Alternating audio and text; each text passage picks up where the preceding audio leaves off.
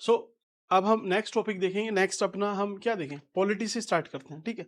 Polity देखते हैं। अब पॉलिटी में जो भी जरूरी है, या फिर मैं आपसे बोलूंगा कि 90% क्वेश्चन अगेन जिन टॉपिक से आते हैं मैं आपको वो मेंशन कर रहा हूँ।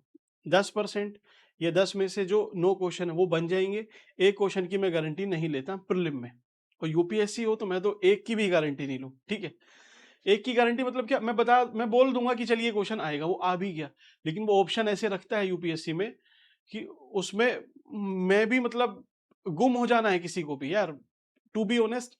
ये सब फालतू की बात है कि जितने यहाँ पे टीचर जब प्रीलिम होता है ना, तो सब लोग यहाँ पे ऐसे लाइन लगा लेते हैं। आप वीडियो देखते हो कि ये वाले सर इसको सोल्व कर रहे हैं, दूसरे इसको, तीसरे इसको, चौथे। भाई मैं तो बोल रहा हूँ तुम सारे बैठ जाओ, ठीक है। ले लो आप चैट जीपीटी, सबका जितनी भी हेल्प चाहिए। आप 2 घंटे में ना 100 क्वेश्चन पूछे यूपीएससी ने, 60 क्वेश्चन सही से सोल्व करके बता दो, 60, और गारंटी से बताना।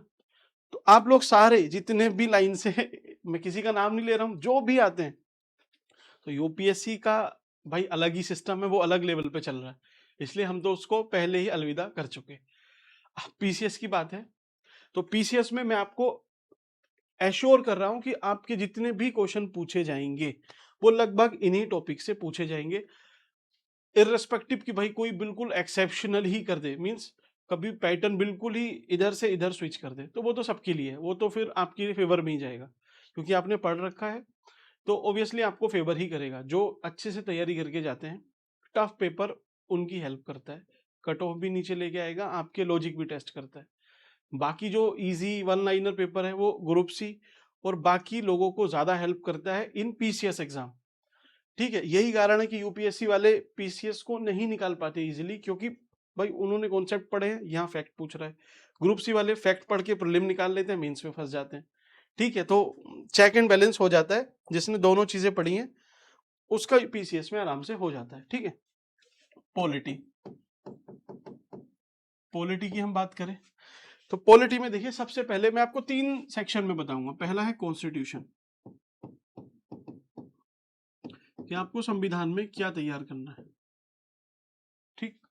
पहला कि संविधान बना कैसे, इसका फॉर्मेशन, फॉर्मेशन के बाद इसके सोर्स, कहाँ कहाँ से क्या लिया गया, फिर उसके बाद जो अलग अलग कमेटी थी बनाने में इस, ठीक है, कमेटी वगैरह।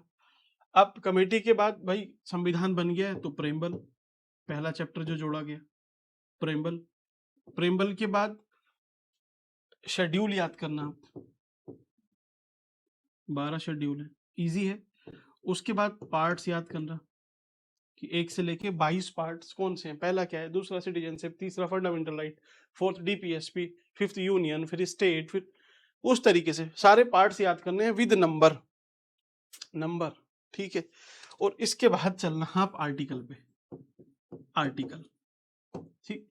इस तरीके से आपका एक कॉन्स्टिट्यूशन पूरा होता है। कुछ बचता है, हाँ एक चीज और बच रही है इसमें, क्या बच रहा है, वो है अमेंडमेंट्स, संशोधन। इस संशोधन की स्पेलिंग में भी मुझे संशोधन करना पड़ेगा, है ना। फॉर्मेशन इजी है, आप आराम से 2 3 4 घंटे में आराम से पढ़ लोगे। सोर्स भी इजी है, कमेटी वगैरह ये भी ठीक है, प्रेम्बल, शेड्यूल, शेड्यूल तक इजी है मामला। असली मामला फंसता है पार्ट से और आर्टिकल से और अमेंडमेंट से। तो पार्ट चलिए फिर भी, क्योंकि 22 है, तिगड़म बैठा के याद कर लेते हैं। आर्टिकल, अब यहाँ पे पूरा गेम है। मैं आपसे आर्टिकल ऐसे नहीं बोल रहा हूँ कि 1 से क्या है, मीन्स 280 में क्या है, 149 में क्या है, वैसे नहीं।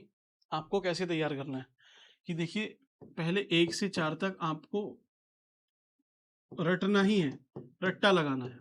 ऐसे ही 5 से 11 तक जो सिटीजनशिप है उसके कॉन्सेप्ट, क्योंकि सिटीजनशिप में आपसे कॉन्सेप्चुअल क्वेश्चन पूछता है, किस आधार पे किसी की सिटीजनशिप चली जाएगी, पार्लियामेंट के पास पावर है नहीं है, होम मिनिस्ट्री देखती है क्या देखती है, तो वैसा वाला। उसके बाद 12 से लेके कहां तक आता है, 35 तक, फंडामेंटल राइट्स, बाय हार्ट याद करने हैं, ईच एंड एवरी आर्टिकल, एक भी नहीं छोड़ना यहां से।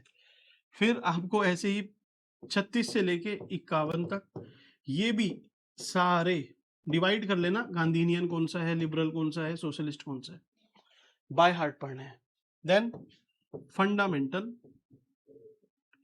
ड्यूटीज जितनी है 11 है 10 है, सारी पढ़नी है। मीन्स रट्टाफिकेशन करना है इसमें, और कॉन्सेप्ट तो इसमें आपके अच्छे होने ही हैं। तो यहाँ तक तो आपको 1 से लेके 51 तक चलना है, ठीक है। ये तो 51 ए में आ जाएगा, ठीक।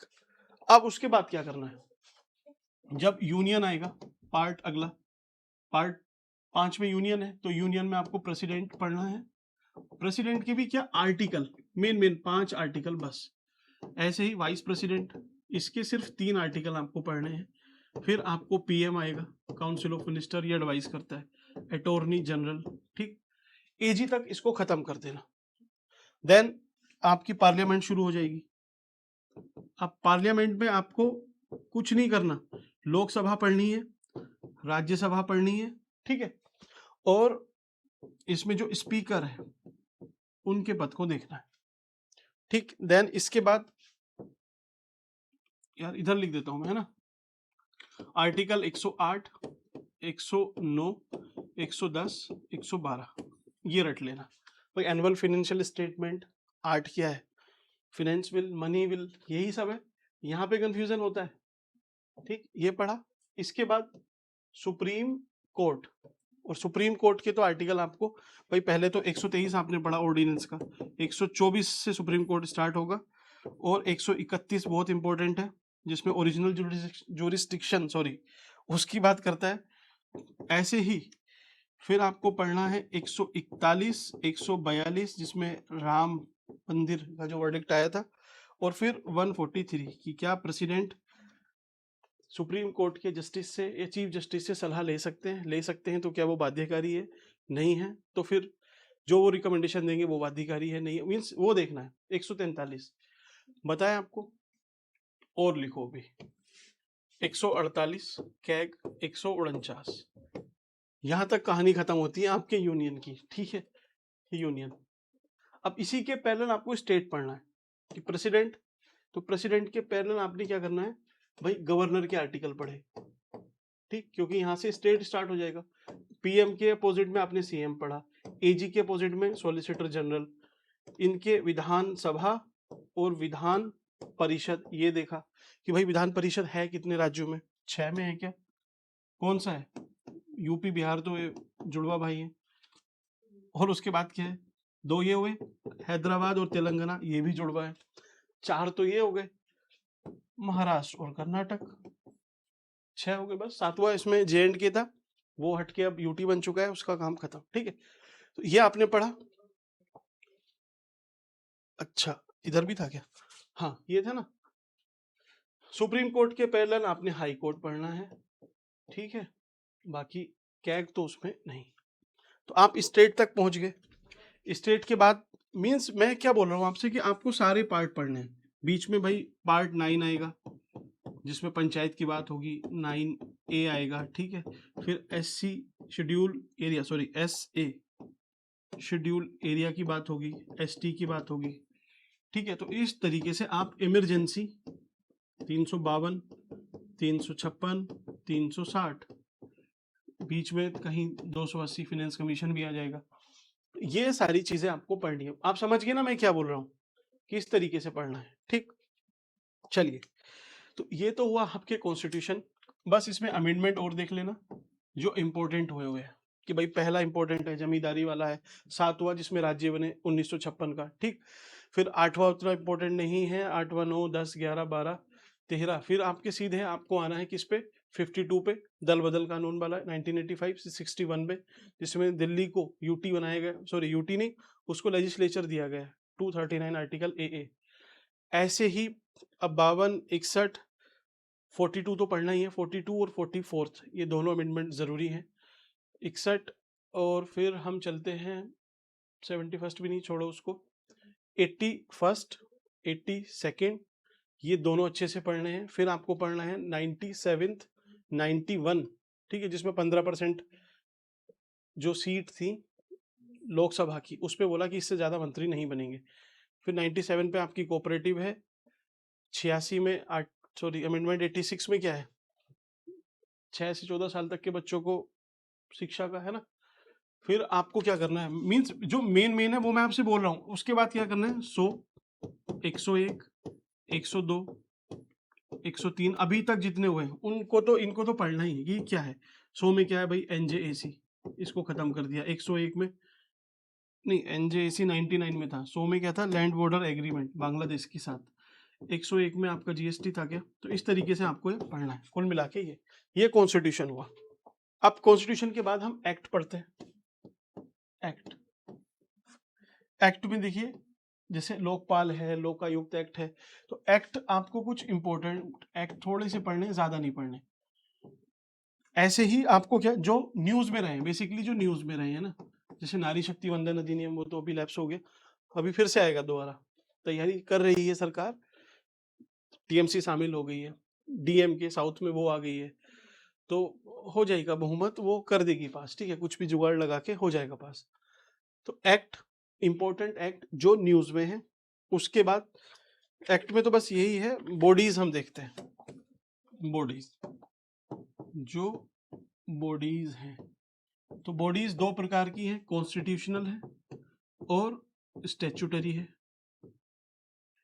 इसके साथ ही एग्जीक्यूटिव भी होती है, जैसे नीति आयोग, वो आपने देखा। स्टैट्यूटरी में भाई national human right commission, constitution में बहुत सारी है, UPSC है, ठीक है, बाकी बहुत सारी है, इसमें तो काफी ज्यादा, फाइनेंस कमीशन वगैरह सब आ जाएगा कॉन्स्टिट्यूशन बॉडीज। तो ये आपने देख लिया। अब देखिए, ठीक है, ये हुआ। अब लास्ट आपको करना है क्या, पार्लियामेंट।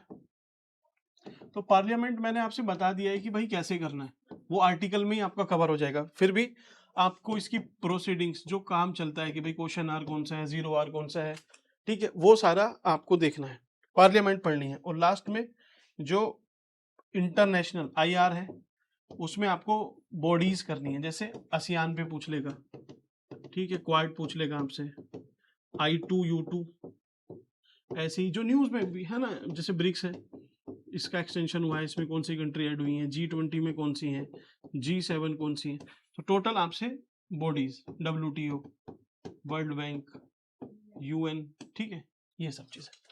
तो ये है आपका पॉलिटी, आप तैयार करो, आप नहीं गलत करके आओगे। क्वेश्चन कितना भी पूछ ले, आप इसको पढ़ के गए हो तो आप आराम से क्वेश्चन सोल्व कर लोगे, ठीक है। तो ये है पॉलिटी में, चेक लिस्ट है, सब पे टिक कर देना, आपने पढ़ा है तो ठीक, नहीं पढ़ा तो पढ़ लेना।